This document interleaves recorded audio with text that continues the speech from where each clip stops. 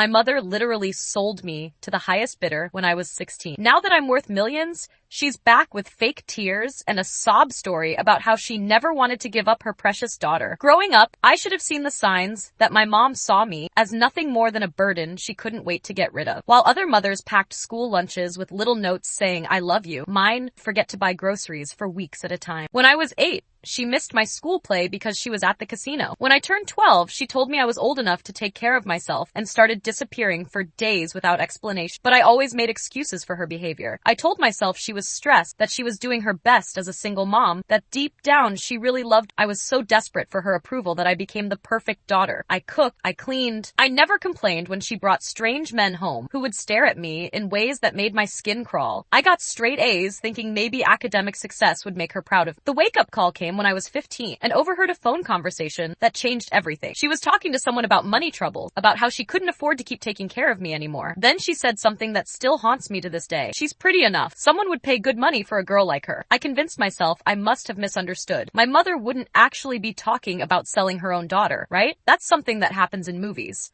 not real life. But deep down, I knew exactly what I'd heard. The next few months were a blur of strange visitors coming to the house. Men in expensive suits who would look me up and down like I was livestock at an auction. My mother would parade me around, talking about my grades, my cooking skills, how well-behaved and obedient I was. Each time, she'd send me to my room while they discussed arrangements. I started keeping a knife under my pillow and researching how to run away. But every time I tried to bring up what was happening, my mother would gaslight me into thinking I was imagining things. "Don't be ridiculous, Emma," she'd say. "Those are just family friends checking on you because they care about your future." Then came my 16th birthday. Instead of cake and presents, my mother sat me down with legal documents and a man I'd never seen before. She explained that this wonderful family wanted to adopt and give me opportunities she never could. The man, Mr. Richardson, was in his 50s with cold eyes and hands that lingered too long when he shook mine. When I refused to sign, my mother's mask finally slipped. She screamed that I was ungrateful, that she'd found someone willing to pay $50,000 for me, and that most mothers would have gotten rid of a burden like me years ago. She said I had two choices: sign the papers willingly,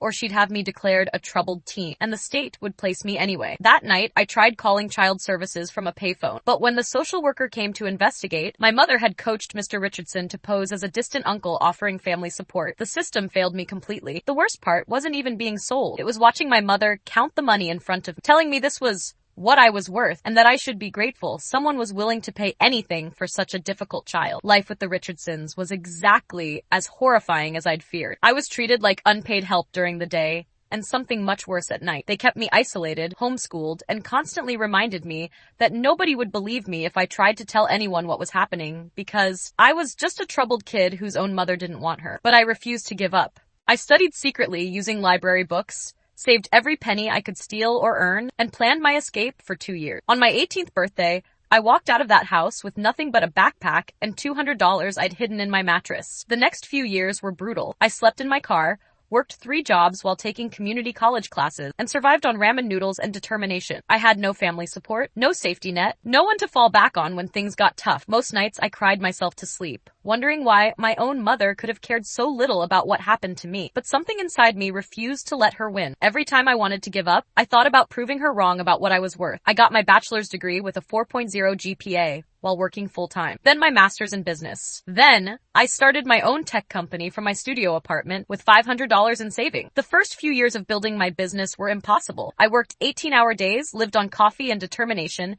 and reinvested every single penny back into the company. I had no personal life, no relationships, no hobbies, just work and the burning need to prove that I was worth more than the $50,000 my mother had sold me for. Slowly, painfully, it started to work. My software company landed its first major client, then another. By age 25, we had 50 employees. By 28, we'd gone public. By 30, I was worth $47 million. And my face was on the cover of Forbes magazine under the headline, "Self-Made Millionaire Transforms Tech Industry." I thought I'd put the past behind me until last Tuesday when my assistant buzzed me at work. "There's a woman here claiming to be your mother," she said nervously. "Security wants to know if they should call the police." I hadn't seen her in 15 years, but I recognized her immediately when I looked at the security monitor. She was older, more desperate looking, but still the same manipulative woman who'd sold me like property. Against my better judgment, I told security to let her up. She walked into my corner office with tears streaming down her face, arms outstretched like she expected me to run into them for a happy reunion. "Emma, my precious baby," she sobbed. "I've missed you so much. I've been looking for you everywhere." I sat behind my desk, keeping as much distance as possible between us. "What do you want?" I asked coldly. That's when the real performance began. She claimed she'd never wanted to give me away, that the Richardsons had tricked her into thinking they were a loving family, that she'd been young and desperate and made the biggest mistake of her life. She said she'd spent every day since then regretting her decision